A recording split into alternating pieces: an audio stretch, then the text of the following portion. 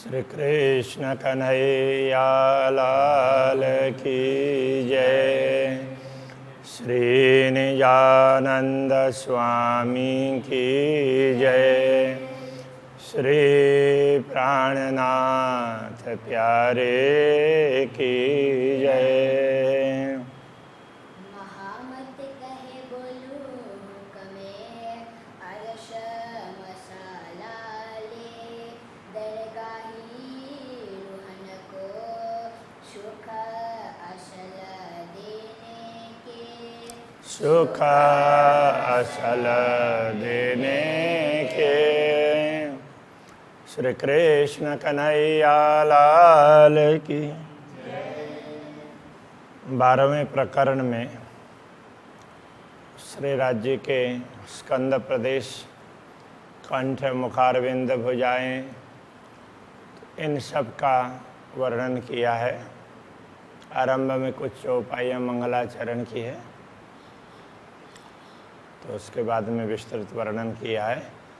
मुख मेरे महबूब का रंगाती उज्जवल गुलाल।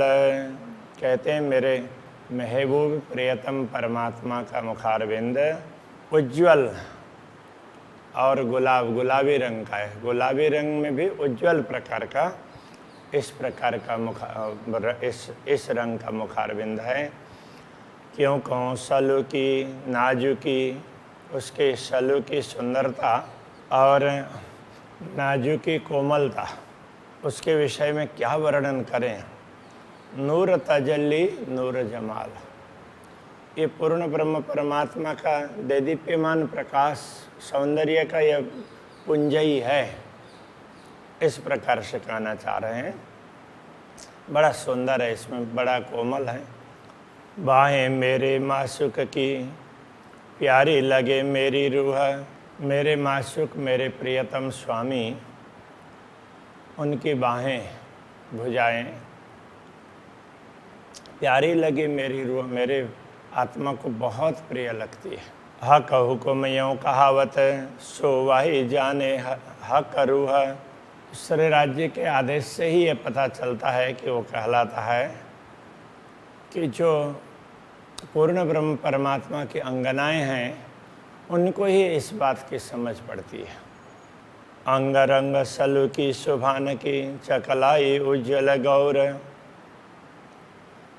पूर्ण ब्रह्म परमात्मा के अंगों की सुंदरता, उनका रंग, वो चकलाई तो भी सुंदरता के लिए ही है। उज्ज्वल गौर, वो लालिमा भी है और उज्ज्वल गौर वर्ण है। नाम सुनत इन अंग के। अब एक एक अंग, ये तो मुखारविंद में पूरा पूरा आ जाता है, उसके सब अंग आएंगे। इन अंगों का नाम सुनते ही जीवरा न हो चूर चूर। ये जीव है और टुकड़े टुकड़े हो जाने चाहिए, क्यों नहीं होता है। तो कहने का तात्पर्य घायल हो जाना चाहिए। तो ये सुन करके बस दुनिया के तरफ में उसका कुछ ध्यान ही नहीं होना चाहिए, इसी के चिंतन में वो मग्न रह जाए। ए छवि अंगारस के ज्योत अंग कमूरत। ये छवि है अंगारस के, परमधाम के अंगों की छवि है। ये आकृति है परमधाम के अंगों की है, ये दुनिया के अंगों की नहीं है। ज्योत अंग कमूरत, अक्षरातीत धाम धनी की आकृति उनके अंग और उनकी ज्योति है, उनके स्वरूप की। एक कहने में आवे क्यों कर, शब्दों के द्वारा इनको बताया नहीं जा सकता। जो कही अमरद सूरत, बस इसलिए इनके लिए कह दिया कि ये किशोर स्वरूप हैं, बस इतना कह दिया, उससे आगे बता नहीं पाए। अभी उनका आदेश है इसलिए इतना बता रहे हैं, पहले उतना ही आदेश था। खबे देत दो खूबियाँ रूह देख देख होए खुशहाल। ये स्कंद प्रदेश है, तो खब्बा का अंत कहते हैं, ये स्कंद प्रदेश दोनों तरफ का। देत दो खूबियाँ, दो खूबी देता है, तो दोनों तरफ दिखते हैं ना, इसलिए दो विशेषताएं। रूह देख देख वही खुशहाल है, इनको देख देख करके भी आत्मा बड़ी प्रसन्न होती है। जो नेक आवे अरस की लज्जत, जिसको भी परमधाम का थोड़ा सा भी स्वाद प्राप्त हो ना, आनंद, परमधाम के आनंद का, किसी ने उसने चख भी लिया हो तो रोम रोम लगे रूह भाल। तो आत्मा को के रोम रोम में मानो भाले चुभ रहे हों, इस तरह से लगेगा। तो इसको ये भाले चुभने से तो पीड़ा होती है, तो जब तक ये नहीं दिखाई देंगे, ये स्वरूप, इन अंगों के दर्शन नहीं होंगे, तब तक उसको पीड़ा होगी। तो ये इनके दर्शन होते ही आनंद का अनुभव होगा। खबे मच्छे कोनियाँ और कलाइयाँ कांडन। तो खबे ये स्कंद प्रदेश, उसके बाद में ये पूरे भुजा, तो इनको वो उसमें बोलते हैं। तो फिर भी तो ये मच्छे कहने से तो यहाँ से यहाँ कोनी तक का भाग, और कोनियाँ फिर ये कोना, और कलाइयाँ कांडन तो कलाई का भाग है, और ये तो यहाँ का ये मणिबंध इनका भाग है। पहुँचे हथेली अंगूरी, पहुँचा करपृष्ठ और हथेली करतल, और अंगुलियाँ नूर क्यों कहूँ नखन और नख, इन सब की शोभा, इनसे निकलने वाला प्रकाश, इसकी क्या बात करें। प्रकाश के माध्यम से पता चलता है कि ये नख हैं, ये अंगुलियां हैं, तो ये हथेली की तरफ का भाग है, ये पीछे का भाग है। तो वो प्रकाश से, प्रकाश के कारण ही स्वयं प्रकाश, उसमें से प्रकाश निकलता है, तो उसमें से दिखाई देता है। जैसे दुनिया में तो क्या है कि कोई भी वस्तुएं जड़ है, प्रकाश फेंकने पर उसमें दिखाई देता है। तो परमधाम में सर्वत्र प्रकाश है, तो उनमें प्रकाश निकलता है, उसमें से पता चलता है। ज्योत नखन की क्यों कहूँ अवकाश रयो भराए, और ये नख से निकलने वाली ज्योति है, उसकी क्या बात करें, इनसे तो पूरा आकाश भर जाता है इनके प्रकाश से। तो तामे ज्योत नखन की नहरें चलियाँ जाए, मानो पूरा आकाश से वो प्रकाश से भरा हुआ है। तो उसमें भी नखों की ज्योति है, तो ऐसे पूरे आसमान को चीर करके आगे तक पहुंचती है। तो प्रकाश की नहरें आगे बढ़ रही हो ऐसा लगता है। ज्यों ज्यों हाथ की अंगुली होता है चलवन, जैसे हाथ की अंगुलियों का चलाना हलन चलन होगा, त्यों त्यों नख ज्योत आकाश में नहरें चीर चली रोशन। तो जैसे जैसे चलाते हैं उस प्रकार से वहाँ से नहरें निकल रही हो प्रकाश की, और पूरे आसमान को चीर करके जा रही हो ऐसा लगता है। इसलिए वो स्वरूप सुंदर, इस प्रकरण में भी कहा था, नख का नूर चीर चढ़ियो आसमान में, ज्यों हक चलवन करे सब अंगूरी। उसी की स्पष्टता यहाँ और ज़्यादा कर दी। वो नहर की तरह से लगता है। एक अंग जो निरखिए तो निकस जाए उम्र। दूसरे राज्य के अंग इतने सुंदर हैं कि एक एक अंग को देखने लग जाते हैं ना, तो देखते ही रह जाएं ऐसा लगता है। पूरी आयु, पूरा जीवन ही उसमें चला जाए ऐसा होता है। उसी में इतनी मस्ती आती है, इतना आनंद आता है, वो देखते ही रहें ऐसा होता है। एक अंग वर्णन ना हो वही, इसलिए एक अंग का भी वर्णन नहीं हो सकता, तो होए स्वरूप वर्णन क्यों कर। तो जब एक ही अंग का वर्णन नहीं हो सकता तो पूरे स्वरूप का वर्णन कैसे हो सकेगा। इसलिए शास्त्रों में इतनी स्पष्टता नहीं हुई है। इसका कारण यही है कि वो शब्द वर्णन हो ही नहीं सकता, शब्द बहुत सीमित हैं। इसलिए हाँ है, परमात्मा है, वो युवा हैं, किशोर स्वरूप हैं, अलग अलग स्थानों में अलग अलग तरीके से समझाया। सच्चिदानंद स्वरूप है ऐसा बोल दिया, किंतु एक एक अंगों का वर्णन नहीं हुआ। अति गौर हस्तकमल, अति नरम, अति सलूक। अब हस्तकमल की बात करेंगे तो इनमें गौरपन है, उज्ज्वलता है, और अत्यंत नरम है, कोमल बड़े ही कोमल। अब दुनिया में तो कोमलता अंगों में देखेंगे तो बच्चों के लगते हैं, तो उससे भी ज़्यादा कोमल। वो तो एक उदाहरण के लिए बहुत ज़्यादा कोमल, और सलूक उसमें सुंदरता भी बहुत ज़्यादा है। ये हस्त चकलाई देख के, अब ये हाथ की ये चकलाई तो एक प्रकार से आभा, इसको देखते हैं तो जीवरा होता नहीं टूक टूक, ये देख करके ये जीव है तो वो टुकड़े टुकड़े होना चाहिए। कहने का तात्पर्य ये है कि उसको शरीर में रहते हुए पीड़ा होनी चाहिए, और शरीर को छोड़ करके तो परमधाम में जागृत होकर के इन दृश्यों को देखना चाहिए, इन अंगों को। कांडे कलाई कोनिया, और फिर वापस लौटते हैं। कांडा कलाई तो ये सब मणिबंध और उसके ये भाग है, तो ये पूरा यहाँ से लेकर के यहाँ तक भाग है, तो उसके लिए ये कह रहे हैं। कोनिया तो कोना ये, और इन अंग रंग सलूक, इन अंगों में अंगों के रंग की सुंदरता अब क्या बताएं। फिर मच्छे खब्बे लग देखिए, फिर पूरा ये भुजा, पूरी भुजा और स्कंद प्रदेश तक देखें। रूह क्यों न होए भूख भूख, तो ये आत्मा जैसे कोई चीज़ है पीसी जाए तो उसका भुक्का बन जाता है ना, चूर्ण हो जाता है, तो ये आत्मा कैसे टिकी रही है इस शरीर में। तो इससे तो ये तो चूर्ण हो जाना चाहिए, और फिर आत्मा तो परमधाम में जागृत हो जाना चाहिए, तो ये कहना चाह रहे हैं। ये अंग सारे रस भरे सब संदो संद ऐसे का, ये सारे अंग अक्षरातीत के रस से परिपूर्ण है।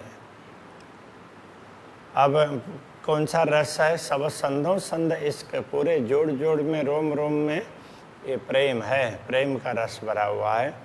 सहु रखिए जीवरा उड़े, यदि इस पर विवेक से समझ लेते हैं तो ये जीव है, शरीर में नहीं रह पाएगा तो उड़ जाएगा। अरस अंग वाहिदतः, तो ये जीव क्या है? मूल रूप से तो परमधाम का अंग है।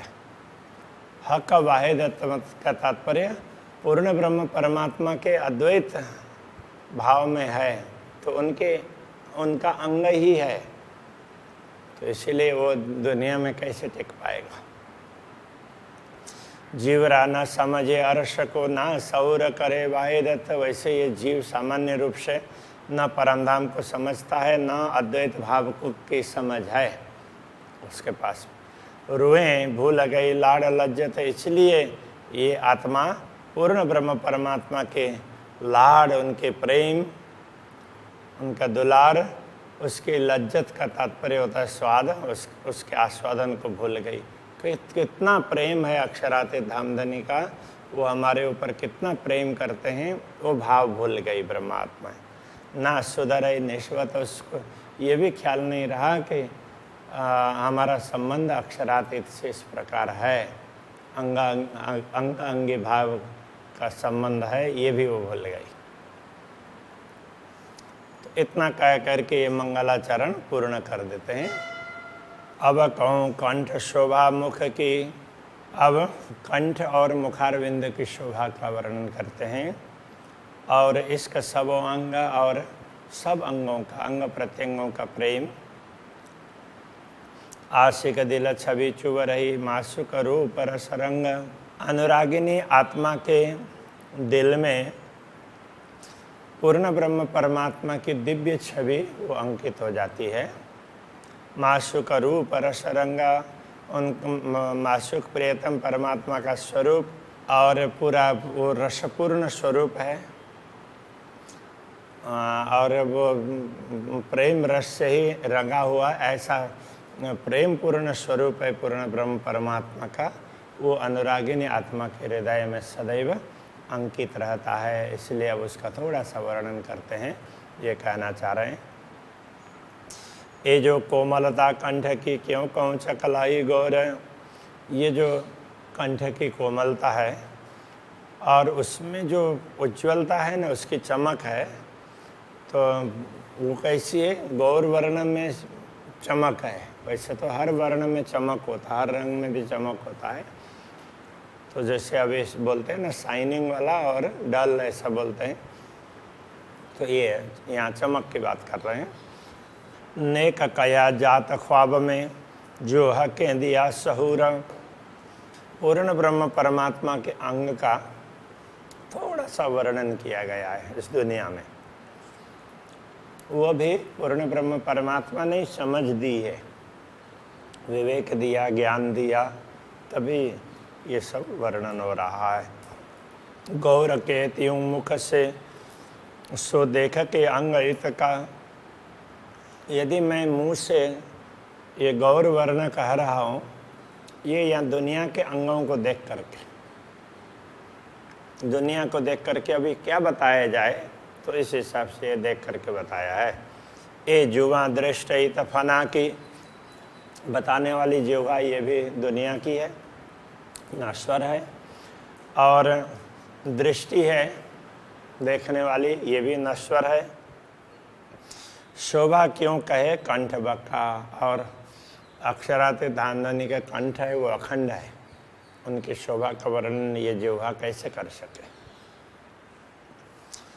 कंठ गौर कई सुख देवही, गौर कंठ है तो वो कई प्रकार के सुख उसमें से प्राप्त होते हैं। दर्शन से बड़ा सुंदर लगता है तो उससे बड़ा आनंद आता है। जो कछुक खोले रुआ नजर, आत्मा अंतर की दृष्टि खोल करके देखे तो ये सब अनुभव हो जाएगा।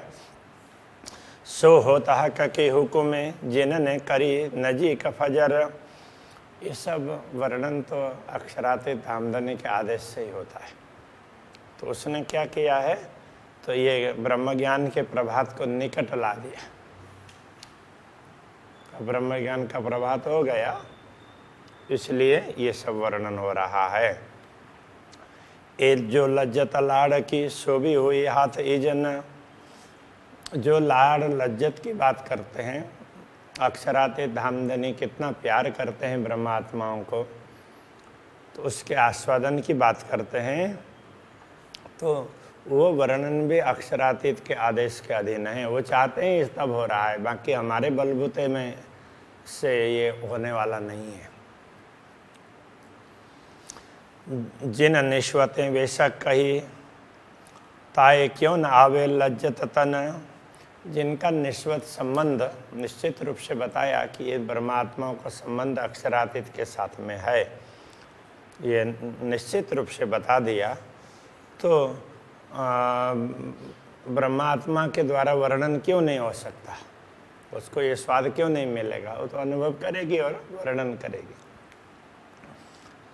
ना तो बेशक जब निश्वत तब रूह क्यों करे फरामोश। अन्यथा जब अक्षरातीत की अंगना है, ऐसा संबंध है, तो उसको ये फरामोशी भूल होने की आवश्यकता ही नहीं है। वो विस्मृति की, उसको तो विस्मृति होनी नहीं चाहिए। किंतु ये देह जो सुपन की छिन में उड़ावे हक जोश। तो अब ये तो स्वप्न का देह है, अक्षरातीत धामधनी ने किसी विशेष उद्देश्य के लिए दिया है।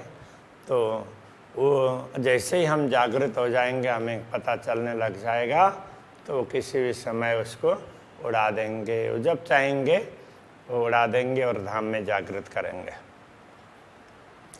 तो श्री राज्य का जोश ही अक्षरातीत धामधनी का जोश है, वो इस शरीर को क्षण मात्र में उड़ा सकता है। ये जो देखो सहूर करके भई आड़ी हक आमर। जरा सहूर करके देखो, विवेक से चिंतन करके मनन करके जरा सा देख लो। भई आड़ी हक आमर, हक के आमर तो श्री राज्य का आदेश, तो वो व्यवधान रूप बना है। वो चाह रहे हैं तब शरीर टिका हुआ है, वो जब तक चाहेंगे तब तक टिका रहेगा। हमने तो उनके ऊपर छोड़ दिया, अब लगाम उनके हाथ में, तो जब तक चाहेंगे तब तक टिका देंगे, जब चाहेंगे तब उसको उड़ा देंगे। ये कह रहे हैं कि ये शरीर टिका है, तो इसमें श्री राज्य का आदेश से महत्वपूर्ण भूमिका निभा रहा है। ना तो बल करते धनी बेशक, ये देह ख्वाब रहे क्यों कर। जब धामधनी चाहते, निश्चित रूप से वो चाहते तो ये शरीर, ये स्वप्न की देह है, ये बिल्कुल टिक नहीं सकती। प्रीत रीत इश्क की, इश्क ही सहज स्नेह। श्री राज्य की प्रीत की रीत है वो प्रेम की ही है, और सहज स्नेह, स्नेह वो सब प्रेम ही है। निस्दिन वसत इश्क, नख सिख भीजे सब देह। नहीं तो क्या है, ये कहना चाह रहे हैं कि देखो, नहीं तो ये आत्मा है, रात दिन उनके प्रेम में ही तो मस्त रह रही है। तो इसमें रात दिन प्रेम ही रहता है। और नख से का बीजे सब देह, नख से लेकर के शिखा पर्यंत पूरा शरीर प्रेम से भीगा हुआ है, आप्लावित है। भव भ्रुकुटी पल पापन, मुस्कत लवन नीलवट। भव है, भ्रुकुटी है, और पल पापन, पलक आंख बंद होना, और पापन बोलते हैं ये उसको आँख की, ये वो जब पकती, जब बंद होता है तो वो पर्दा, उसको पापन बोलते हैं। मुस्कत लवनी नीलाट, जब मुस्कान करते हैं तो उस समय ये ललाट की भी शोभा बढ़ती है। तो लवने कई स्थानों पर तो कान के आसपास का अंग की बात कही है, किंतु डिक्शनरी में देखा तो कहीं भी इसका ये अर्थ नहीं आया। तो मुझे लगा कि ये लावण्य के लिए लवन शब्द का प्रयोग किया होगा, तो लावण्य शब्द मिलता है। तो इसमें अर्थ भी लगता है कि जब हंसते हैं तो ललाट की भी शोभा बढ़ती है ना, उसके अलग प्रकार की शोभा बढ़ती है। इन्हीं विधा जब मुख निरखिए, इस प्रकार जब पूरे मुखारविंद का दर्शन करते हैं तो तब खुले हृदय के पट, तब हृदय के पट खुल जाएंगे। छब फब नहीं एक भांत की, श्रवण गाल मुस्कत। छवि, फबना मतलब अच्छा लगना, तो छवि की जो शोभा है वो अलग प्रकार की शोभा है पूरी छवि की। और श्रवण गाल मुस्कत, जब मुस्कुराते हैं तो उस समय ये गाल है श्रवण इंद्रिय की ओर जाता है। ऐसे हंसते हैं तो इधर ही की ओर शो करता है ना, तब भी बड़ा अच्छा लगता है। लाल अधर मुख नासिका, उस समय लाल अधर मुख नासिका। जानो गौर हरवटी हंसता, तो मानो हंसते हैं तो केवल मुँह ही हंसता है, ऐसा नहीं है कि वो पूरा वो गाल भी कान की ओर चला जाता है, और वो अधर है, नासिका है, मुंह है, और ये हरवटी चिबुक, ये सारे के सारे हंस रहे हैं, ऐसा लगता है। सब में असर होता है ना। तो इतनी सुंदरता इस श्री राज्य के मुस्कान में है। तो इस प्रकार से वर्णन कर रहे हैं। अभी के प्रसंग को यहीं रखते हैं। श्री कृष्ण कन्हैया लाल की।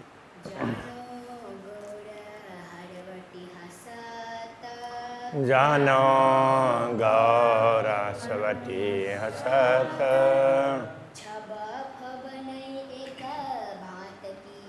छब फब नहीं एक भांत की। श्रवण गाल मुस्कत,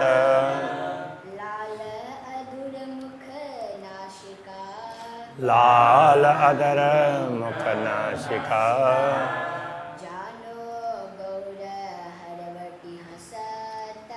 जानो गौर हरवटी हंसत,